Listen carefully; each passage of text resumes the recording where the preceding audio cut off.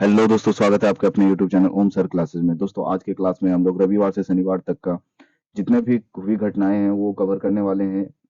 जनवरी के total 3 class पहले हो चुके हैं, या चौथा क्लास है।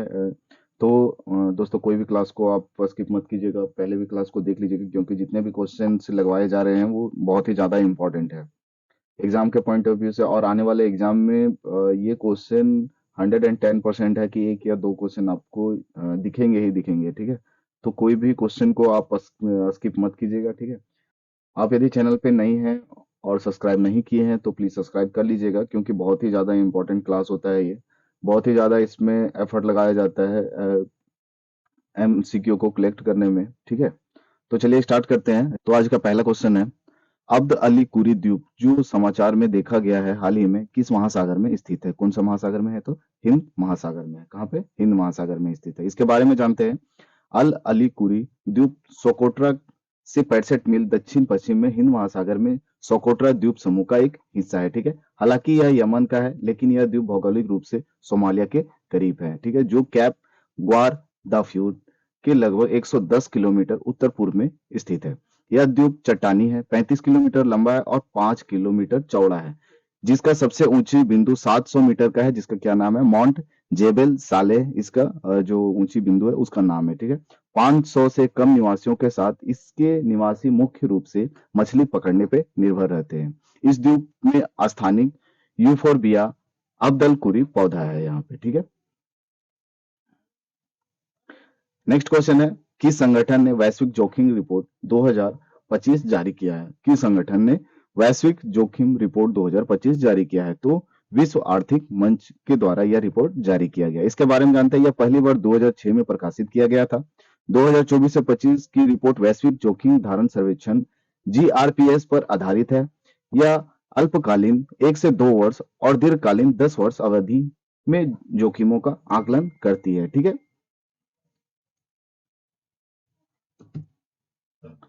नेक्स्ट क्वेश्चन देखते हैं।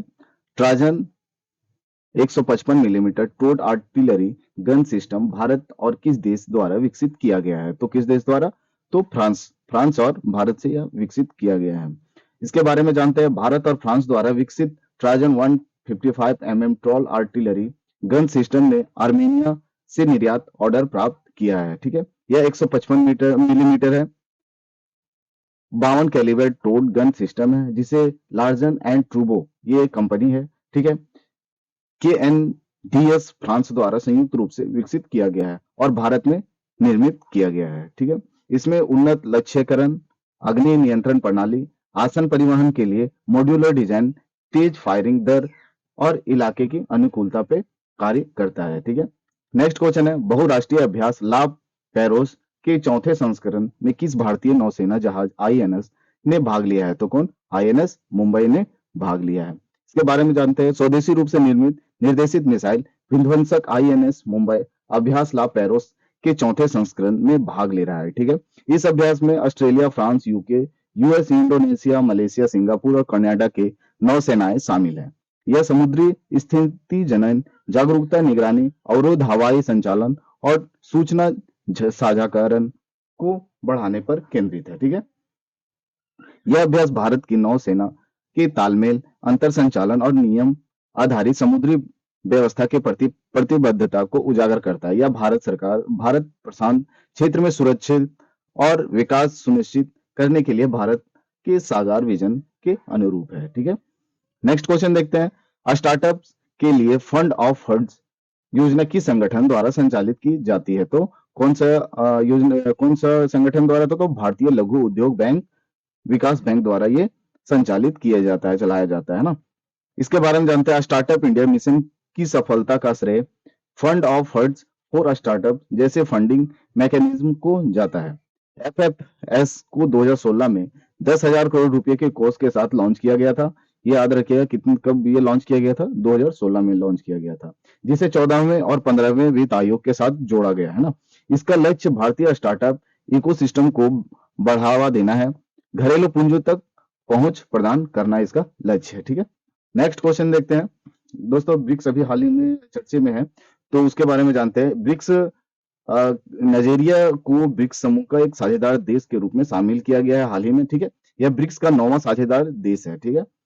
अन्य 8 देश कौन-कौन से हैं? बेलारूस है, बोल्विया है, क्यूबा है, कजाकिस्तान है, मलेशिया है, थाईलैंड, युगांडा और उज्बेकिस्तान है। ब्रिक्स के बारे में जानते हैं। इसमें कुल 10 सदस्य हैं अभी, जिसकी स्थापना जो है 2009 में ब्राजील, रूस, भारत और चीन द्वारा की गई थी। वर्ष 2010 में दक्षिण अफ्रीका भी इसमें शामिल हो गया, ठीक है। अन्य जो पूर्व सदस्य हैं कौन-कौन से थे? मिस्र, इथियोपिया, ईरान, सऊदी अरब, संयुक्त राज्य अमेरिका और इंडोनेशिया, ठीक है।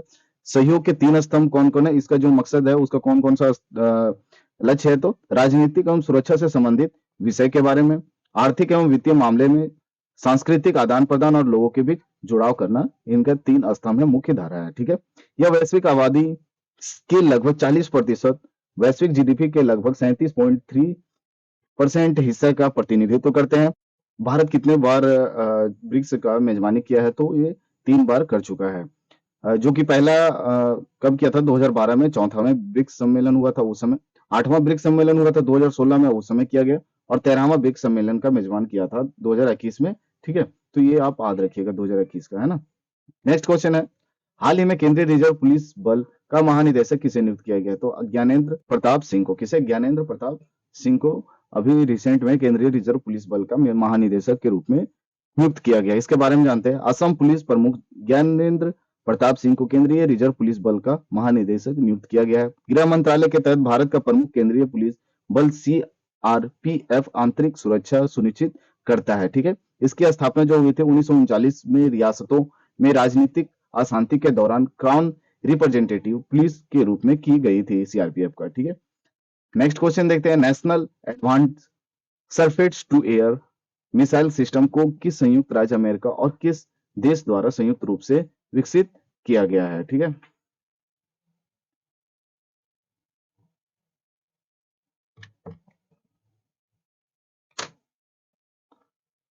नेक्स्ट क्वेश्चन है, national advanced surface to air missile system को संयुक्त राज्य अमेरिका और किस देश द्वारा संयुक्त रूप से विकसित किया गया है? तो कौन सा देश है इनके साथ? तो नॉर्वे के साथ संयुक्त राज्य अमेरिका ने यह विकसित किया है, तो नॉर्वे।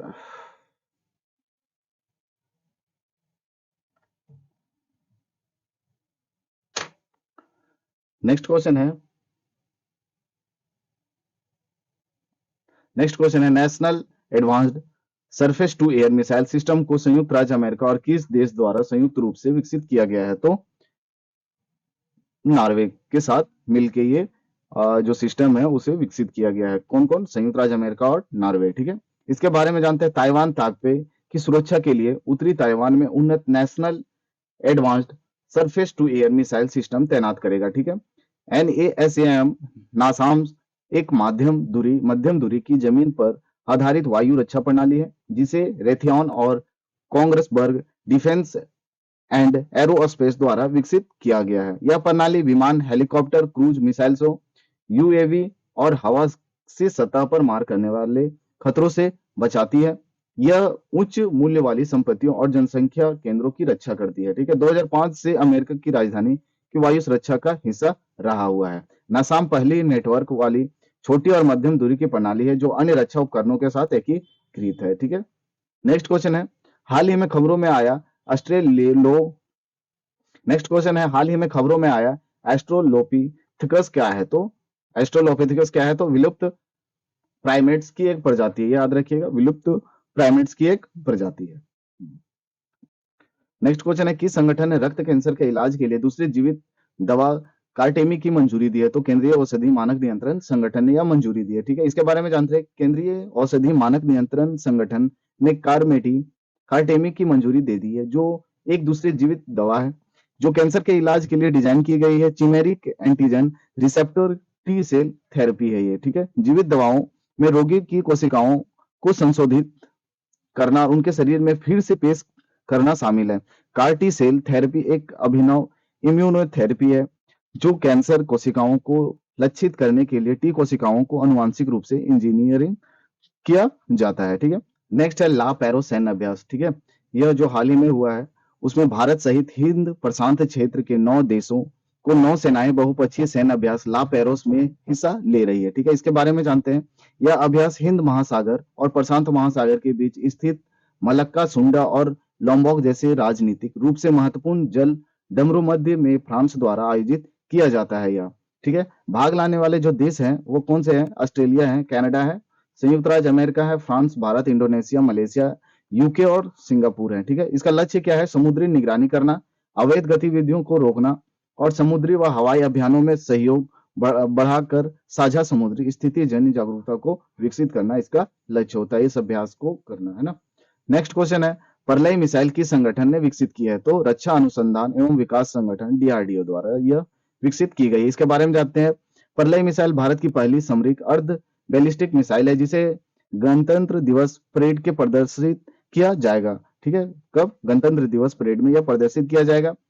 यह 150 से 500 किलोमीटर की रेंज वाली एक छोटी दूरी की सतह से सतह पर मार करने वाली बैलिस्टिक मिसाइल है जिसे सेना की सामरिक जरूरतों को पूरा करने के लिए विकसित किया गया है। ठीक है, प्रलय 350 से 700 किलोमीटर का पारंपरिक वायरहेड ले जा सकता है और उच्च सटीकता के साथ दुश्मन के ठिकानों पर हमला कर सकता है और डीआरडीओ द्वारा विकसित ये किया गया है। ठीक है, नेक्स्ट है, किस राज्य सरकार ने दीनदयाल उपाध्याय भूमिहीन कृषि मजदूर कल्याण योजना शुरू किया है? तो कौन? छत्तीसगढ़ यह शुरुआत किया है। इसके बारे में जानते हैं। छत्तीसगढ़ के मुख्यमंत्री जो अभी रिसेंट में है विष्णुदेव साय ने रायपुर में दीनदयाल उपाध्याय भूमिहीन कृषि मजदूर कल्याण योजना शुरू किया है। ठीक है, इस योजना के तहत बेगा और गुनिया सहित 5.62 लाख से अधिक भूमिहीन कृषि मजदूरों को सालाना 10,000 रुपये मिलेंगे। ठीक है, इस योजना के तहत है ना। लॉन्च के दौरान लाभार्थी को 552 करोड़ रुपया वितरित किए जाएंगे। टोटल कितना वितरित किया जाएगा? तो 562 करोड़। कितना? 562 करोड़। नेक्स्ट है, पुरुषों और महिलाओं की इंडिया ओपन 2025 बैडमिंटन खिताब किसने जीता है? तो विक्टर एक्सेल्सन और एन से यंग ने। कौन? विक्टर एक्सेल्सन ने और एन से यंग ने जीता है। इसके बारे में जानते हैं। इंडिया ओपन 2025 बैडमिंटन टूर्नामेंट नई दिल्ली में शानदार प्रदर्शन के साथ संपन्न हुआ है। डेनमार्क के विक्टर एक्सेल्सन ने हांगकांग चीन के ले चेउक जिउ को 21-16, 21-8 से हराकर अपना तीसरा इंडिया ओपन पुरुष एकल खिताब जीता है। एक्सेलेशन ने इससे पहले 2017 और 2019 में इंडिया ओपन जीता था। ठीक है, दक्षिण कोरिया की एन से यंग ने महिला एकल फाइनल में थाईलैंड की पॉर्नवी पावी चोचुंगवोंग को केवल 29 मिनट में 12-12, 21-9 से हराकर दोनों चैंपियन पेरिस 2024 ओलंपिक स्वर्ण पदक विजेता है जो अपनी विश्व स्तरीय प्रतिभा का प्रदर्शन कर रही है। ठीक है, नेक्स्ट क्वेश्चन है, कौन सा भारतीय राज्य प्रथम अंतर्राष्ट्रीय ओलंपिक अनुसंधान सम्मेलन की मेजबानी कर रहा है? तो कौन? गुजरात कर रहा है। ठीक है, इसके बारे में जानते हैं। भारत 2036 ओलंपिक की मेजबानी करने की तैयारी कर रहा है जिसमें टिकाऊ खेल बुनियादी ढांचे पर ध्यान केंद्रित किया जा रहा है। पहला अंतर्राष्ट्रीय ओलंपिक अनुसंधान सम्मेलन 27 से 30 जनवरी 2025 तक राष्ट्रीय रक्षा विश्वविद्यालय गांधीनगर गुजरात में आयोजित किया जाएगा। यह भारतीय ओलंपिक संघ द्वारा आयोजित इस कार्यक्रम का उद्देश्य वित्तीय चुनौतियों का समाधान करना और ओलंपिक की मेजबानी के लिए एक अस्थायी रोडमैप तैयार करना है, बनाना है। ठीक है, नेक्स्ट देखते हैं चिंचोली वन्य जीव अभ्यारण्य के बारे में जो हाल ही चर्चा में रहा है। हाल ही में कर्नाटक वन विभाग ने चिंचोली वन जीवन अभ्यारण्य के भीतर स्थित सेरी बिकनाहली गांव को स्थानांतरित यानी कि एक से दूसरे जगह करने के लिए वार्तालाप शुरू किया है। ठीक है, ये जो गांव है उसे अभ्यारण्य से निकाल के कहीं पे दूसरे पे स्थानांतरित करने के लिए वार्तालाप कर रहा है। इसके बारे में जानते हैं। ये जो वन अभ्यारण्य है कलबुर्गी जिला है उत्तरी कर्नाटक में, वहां पे स्थित है।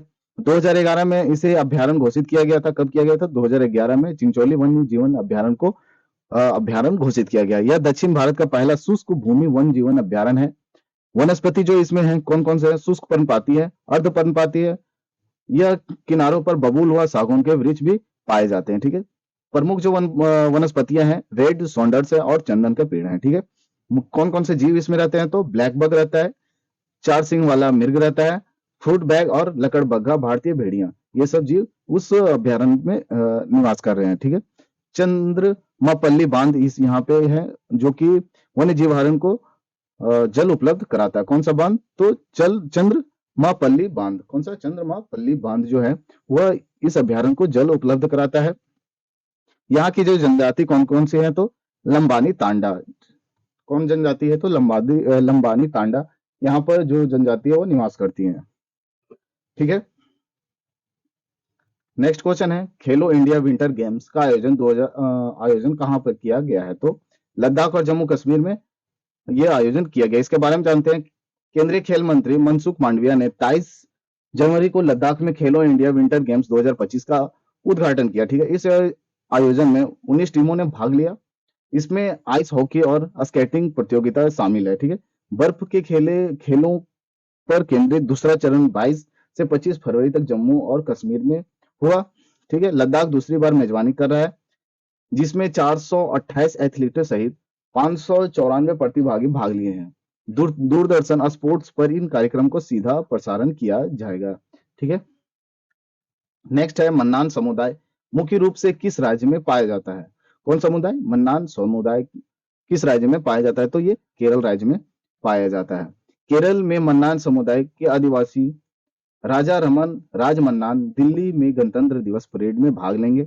मन्नान समुदाय केरल में एक अनुसूचित जनजाति और दक्षिण भारत में राजत्व वाला एकमात्र आदिवासी राजवंश है। उसकी भाषा तमिल तमिल बोली जाती है, जिसका कोई भी लिपि नहीं है, जो मजबूत तमिल सांस्कृतिक संबंधों को दर्शाती है। वे मातृ वंशीय वंश प्रणाली का पालन करते हैं, अपने राजा का चुनाव खुद से करते हैं, हिंदू धर्म का भी पालन करते हैं। ठीक है। नेक्स्ट क्वेश्चन है, किस संस्थान को 2025 के लिए सुभाष चंद्र बोस आपदा प्रबंधन पुरस्कार से सम्मानित किया गया है? तो कौन सा संस्थान को? भारतीय राष्ट्रीय महासागर सूचना सेवा केंद्र को यह पुरस्कार सम्मानित किया गया है। ठीक है। इसके बारे में जानते हैं। भारतीय राष्ट्रीय महासागर सूचना सेवा केंद्र हैदराबाद को संस्थागत श्रेणी में 2025 के लिए प्रतिष्ठित सुभाष चंद्र बोस आपदा प्रबंधन पुरस्कार से सम्मानित किया गया है। यह पुरस्कार भारत में आपदा प्रबंधन में आए इन कॉज के महत्वपूर्ण योगदान को मान्यता देता है, विशेष रूप से सुनामी की पूर्व चेतावनी, चक्रवात की भविष्यवाणी और तटीय जोखिम न्यूनीकरण है इसमें। ठीक है। इनकोस भारतीय सुनामी प्रारंभिक चेतावनी केंद्र का संचालन करता है, जिसे यूनेस्को द्वारा विश्व स्तर पर मान्यता भी प्राप्त है। ठीक है। संगठन ने आपदा प्रतिक्रिया क्षमताओं को बढ़ाने के लिए सारट और सैनोप्स जैसे अभिनव उपकरण विकसित हैं। ठीक है। नेक्स्ट क्वेश्चन देखते हैं, ग्लोबल फायर पावर इंडेक्स 2025 में भारत का स्थान क्या है? तो कौन सा स्थान है? चौथा स्थान है। कौन सा? चौथा स्थान है। इसके बारे में जानते हैं। ग्लोबल फायर पावर इंडेक्स 2025 के अनुसार भारत को दुनिया का चौथा सबसे शक्तिशाली सेना का दर्जा दिया गया है। ठीक है। शीर्ष 3 देश संयुक्त राज्य अमेरिका, रूस और चीन है। जो अभी सैन्य में सबसे ज्यादा ताकतवर कौन कौन से है? तो यूएसए है, रूस और चीन है। और चौथा स्थान जो मिला है वो भारत को मिला है। ठीक है। भूटान सबसे निचले स्थान पर है, 145वां स्थान मिला है, जबकि पाकिस्तान को 9वां स्थान है। 9वां स्थान से गिरकर 12वां स्थान पर आ गया, मतलब कमजोर होते जा रहा है पाकिस्तान का सैन्य शासन। ठीक है। शीर्ष 4 देशों की रैंकिंग 2024 से अपरिवर्तित बनी हुई है। ठीक है।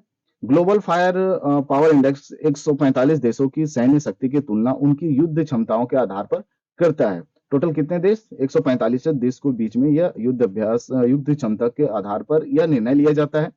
इसमें किसी देश की परमाणु हथियार क्षमता को शामिल नहीं किया जाता है। परमाणु हथियार जो है इसमें शामिल नहीं किया जाता है। ठीक है। नेक्स्ट क्वेश्चन है, हाल ही में किस दिन को अंतर्राष्ट्रीय शिक्षा दिवस के रूप में मान्यता मिला है? तो 24 जनवरी को अंतर्राष्ट्रीय शिक्षा दिवस के रूप में मनाया जाता है। ठीक है। इसके बारे में जानते हैं। संयुक्त राष्ट्र महासभा शांति एवं विकास में शिक्षा की भूमिका को उजागर करने के लिए 24 जनवरी को अंतर्राष्ट्रीय शिक्षा दिवस के रूप में मान्यता मिला है। इसे 3 दिसंबर 2018 को नाइजीरिया और 58 अन्य देशों द्वारा सहलिखित संकल्प 73/25 के माध्यम से घोषित किया गया था। कब? 2018 से यह मनाया जा रहा है। 2024 का विषय क्या है? तो एआई और शिक्षा स्वचालन की दुनिया में मानव एजेंसी की संरक्षण है, जो एआई और प्रौद्योगिकी के अनुकूल होने में शिक्षा की भूमिका पर केंद्रित है। यह दिन शांति को बढ़ावा देने, एसडीजी 4 जैसे वैश्विक लक्ष्यों को प्राप्त करने और वैश्विक सहयोग को बढ़ावा देने में शिक्षा की शक्ति पर जोर देता है। ठीक है। यूनेस्को दुनिया भर में सुलभ उच्च गुणवत्ता वाले शिक्षा की वकालत करने के लिए उत्सव का नेतृत्व करता है। ठीक है। नेक्स्ट क्वेश्चन है, विक्टोरिया झील जो खबरों में थी किन देशों से लगती है? तो कौन? केन्या, युगांडा और तंजानिया, इनके जो एरिया है उनसे लगती है। ठीक है। इनके बारे में जानते हैं। उत्तरी अमेरिका और केन्या के शोधकर्ताओं ने केन्या के लेक विक्टोरिया की बिना खाड़ी में साइनोबैक्टीरिया का आनुवंशिक सर्वेक्षण किया है। ठीक है। विक्टोरिया झील दुनिया की दूसरी सबसे बड़ी मीठे पानी का झील है जो पूर्वी अफ्रीका में स्थित है और इसकी सीमा तंजानिया, युगांडा और केन्या से लगता है।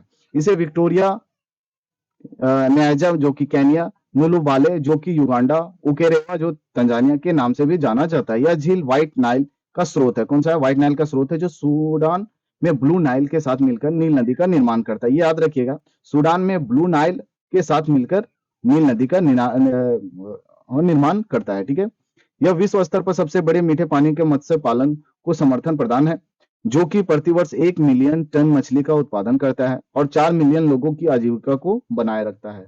ठीक है दोस्तों, ये लास्ट क्वेश्चन जो आप लोग के लिए है।